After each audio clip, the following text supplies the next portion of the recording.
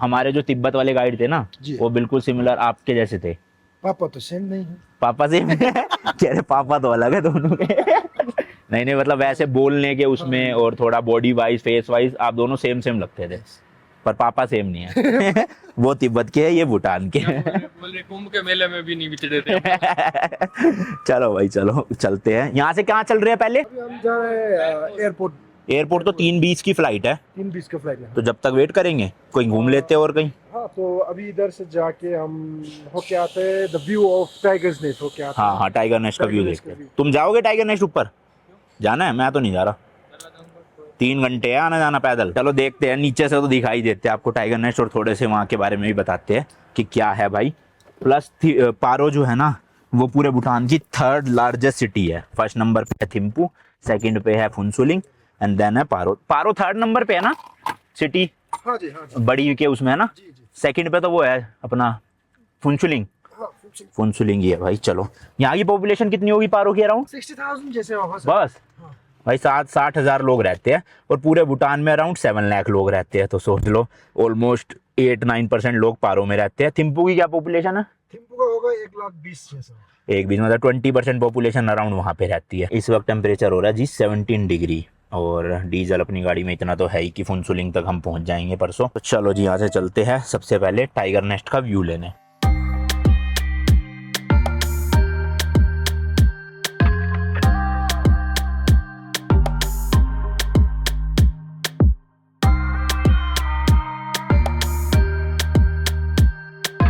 भाई यहाँ का व्यू देखो सामने क्या मस्त है। पारो वैली है ना एक? जी जी। हाँ, पारो वैली है, इसलिए आपको ना प्लेन रास्ते ही देखने को मिलेंगे यहाँ इंटरनली, और सामने बड़े बड़े ऐसे पहाड़ देखने को मिलेंगे। और ऑल्टीट्यूड की बात करें तो 2200 मीटर की हाइट पे है हम इस टाइम पे। एंड टेम्परेचर आज सही है भाई, 17, 18, 19 डिग्री के आसपास। रात में थोड़ा ठंडा हो जाता है, बट दिन में थोड़ी धूप वूप रहती है, तो मैनेजेबल है।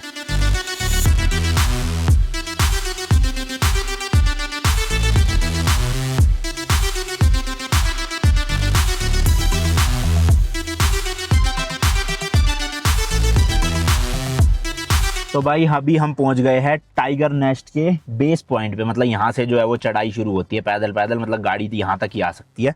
तो यहीं से आपको दिखाते हैं थोड़ा बहुत चल फिर के कि व्यू दिख जाए बस, है ना। तो भाई यहाँ से आपको टिकट लेनी पड़ेगी 1000 रुपये पर पर्सन की, और ये टिकट है ऊपर मोनेस्ट्री में एंटर करने की, जो टॉप पे है यहाँ से। बट हम वहाँ तक जा नहीं रहे हैं, हम पास तक ही जा रहे हैं, यहाँ से ही नज़ारा देखेंगे, इसलिए टिकट लेने की जरूरत नहीं पड़ेगी हमें। मोन्यूमेंट में है तो टिकट का काउंटर ओपन होगा 9 बजे से लेके हाँ, 4:30 तक। 9 बजे से 4:30 टिकट मिलेगी। ओके। तो इधर है 7 बजे से हाँ 1 बजे तक सिर्फ।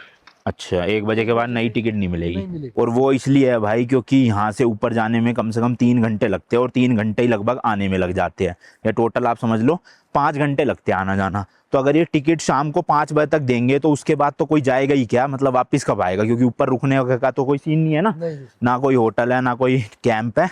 तो इसलिए 1 बजे तक लास्ट टिकट मिलती है, उससे पहले ले लोगे तो ऊपर जा सकते हो, नहीं लोगे तो फिर अगले दिन आना, ठीक है। तो हमारे गाइड ने एक बात और बताई भाई कि यहाँ से ना ऊपर घोड़ा भी जाता है, पर घोड़ा जो है वो कैफे तक जाता है ना। जी। और कैफे से कितना है वहां तक? कैफे से फिर उधर से वर्किंग आवर से 1 घंटा। 1 घंटा, तो मतलब मोटा मोटा 1.5-2 घंटे तक तो घोड़ा चल लेगा, लेकिन उसके बाद भी 1 घंटा आपको पैदल जाना पड़ेगा। तो वो देखो वो सामने घोड़ा है, उसका जो चार्ज है वो एक तरफ का है 1300 रुपीज। 1300। तो भाई लुटने से बचना, 1300 से ज्यादा मत देना, चाहे आपके गाइड बोले चाहे कोई भी बोले, है ना। हाँ, तो 1300 रुपये दे देना भाई, उससे ज्यादा नहीं, थोड़ा बार्गेन कर लेना अगर ज्यादा मांगे। और ये सिंगल वे के है, और ऊपर कैफे तक, कैफे मतलब यहाँ से 1.5 घंटा। फिर अगर कैफे के बाद भी ऊपर तक मोनेस्ट्री तक जाना तो 1 घंटा और लगेगा। तो फिर ऊपर से फिर नीचे आने फिर आने में if you are not able to walk, you are tired, the horse will help you. वो तब भी 1300 नहीं, तब कम बढ़ जाता है। बढ़ जाता है? हाँ। ऐसा क्यों? क्योंकि उधर से 1500 भी ले सकता है, 2000 भी ले सकता है, क्योंकि जब थका हुआ होगा ना वो। बिकॉज अपनी मर्जी है। this is the decision of their own horse. Okay. Because from here they will have challan. Okay That's why. Okay. हाँ, जब एक बार ऊपर पहुंच ही गए तो वापस आने में तो फिर फंस ही गए ना, अगर नहीं आ पाओगे तो। इसलिए वो अपने फिर मुंह बोले प्राइस मांगेंगे, हो सकता है 1500 1600 आपको देने पड़ेंगे फिर। पर वापसी में भी तो कैफे से ही मिलेगा ना हॉर्स, कैफे तक तो आपको आना ही पड़ेगा। मतलब 1 घंटा की चढ़ाई तो चढ़नी पड़ेगी, और 40-50 मिनट वापसी में भी आना ही पड़ेगा, तभी हो पाएगा। तो अगर बॉडी से और मेंटली आप फिट हो, मेरी तरह अभी बीमार नहीं पड़े हुए आज जैसे मैं हूँ, तो ही जाना, वरना ऊपर रुकने का कुछ नहीं मिलेगा भाई, आपको वापस आना ही पड़ेगा सेम डे। और तबीयत ख़राब हो गई तो वापसी आने में बैंड बज जाएगी, ये भी याद रखना। तो भाई ये जो ग्रीन कलर का गेट है ये बेस पॉइंट है समझ लो। अब यहाँ से जो है वो एक्चुअल ट्रैकिंग शुरू होएगी। तो ट्रैकिंग में आपको समझाता हूँ जाना कहाँ है। देखो ये जो आपको बीच में दिख रहा है वाइट कलर की बिल्डिंग, ये है भाई मेन टाइगर्स नेस्ट। इसके लेफ्ट में देखोगे यहाँ ये है वो कैफ़े, तो जो बीच में घोड़ा जाता है ना जहाँ तक, वो यहाँ तक जाएगा।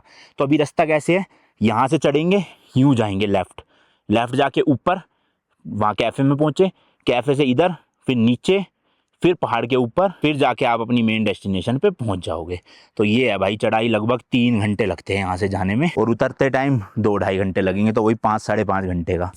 बैंड बज गई गले की मेरी। तो चलो मैं स्टोरी सुनाता हूँ यहाँ की भाई एक्चुअल में क्या सच है इसका।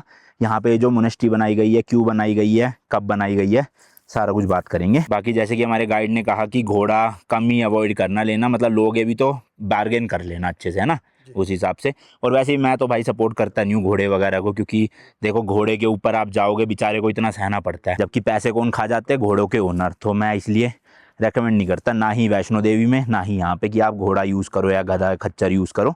अपने पैदल पैरों से चढ़ सकते हो तो चढ़ जाओ, हेलीकॉप्टर से जाना चाहते हो हेलीकॉप्टर से जाओ, बट किसी जानवर पे मत जाओ। तो इसलिए मैं अभी नहीं जा रहा ऊपर, क्योंकि मैं नहीं जा सकता अभी। ऊपर नहीं है क्या हेलीकॉप्टर का कोई लैंडिंग, कोई कुछ नहीं बना हुआ ग्राउंड व्राउंड?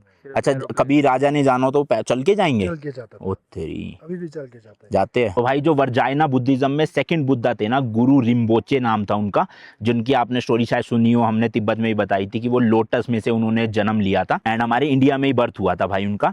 तो वो यहाँ पर ना 8th सेंचुरी में आए थे, क्योंकि यहाँ पे ना कुछ इविल पावर्स थी, तो उनको खत्म करने के लिए आए थे। और कैसे आए थे, एक लड़की थी जो टाइग्रेस में चेंज हो गई थी, एंड उस टाइग्रेस की बैक पे बैठ के उड़ के वो यहाँ पे आए थे ऊपर। फिर उन्होंने इस एरिया को ब्लेस किया। देन भाई 1508 यानी 16th सेंचुरी में यहाँ पर एक और गुरु आए, लामा सोलन गैल्छम नाम था उनका।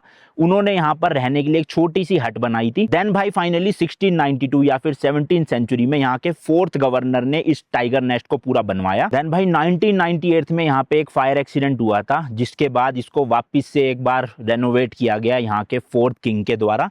तो इसका नाम टाइगर नेस्ट इसलिए पड़ा है, वैसे है एक्चुअल में टाइग्रेस नेस्ट, पर लोग बोलते हैं टाइगर्स नेस्ट। और स्टोरी यही है क्योंकि जो गुरु लिम्बोचे थे वो टाइग्रेस की बैक पे बैठ के ऐसे उड़ के आए थे इस जगह पे। तो ऊपर जाके आप जाओगे भाई, मेडिटेशन सेंटर बना हुआ है एक टाइप का, मतलब मोनेस्ट्री है, वहाँ पे आप बैठ के थोड़ी देर शांति से मेडिटेट कर सकते हो। और वीडियोज़ वगैरह अंदर अलाउड नहीं है मोनेस्ट्री के, तो मेरे को लग भी नहीं रहा आपको यूट्यूब पे कोई फुटेज दिखेगी। तो यहीं से हम भी देख लेते हैं जूम वूम करके, और यूट्यूब या फिर गूगल से कोई फुटेजेस होगी ऊपर की, या ड्रोन शॉट अगर अवेलेबल होंगे कहीं पे, तो वो हम यहाँ पे डाल देंगे आपको अच्छे से दिखाने के लिए। बाकी हम ऊपर नहीं जा रहे हैं, स्टोरी मैंने आपको समझाई दी। आप जाना चाहते हो, ट्रैकिंग कर सकते हो और मेडिटेट करना चाहते हो तो बिल्कुल जाओ भाई।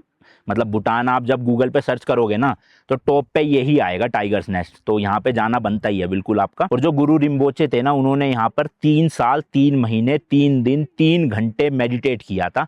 मतलब देख रहे हो 3-3-3-3 का। वैसे तो 3 को काफ़ी अनलक्की नंबर माना जाता है हमारे हिंदू में भी और यहाँ बुद्धिज्म में भी, बट स्टिल जो स्टोरी है। अच्छा एक चीज़ और, ऊपर ना भाई गुरु रिम्बोचे का एक स्टैचू भी है, और ऐसा माना जाता है 17th सेंचुरी में जब उस स्टैचू को पुनाखा से यहाँ पे लाया जा रहा था ना, वो स्टैचू ब्रोंज का बना हुआ था।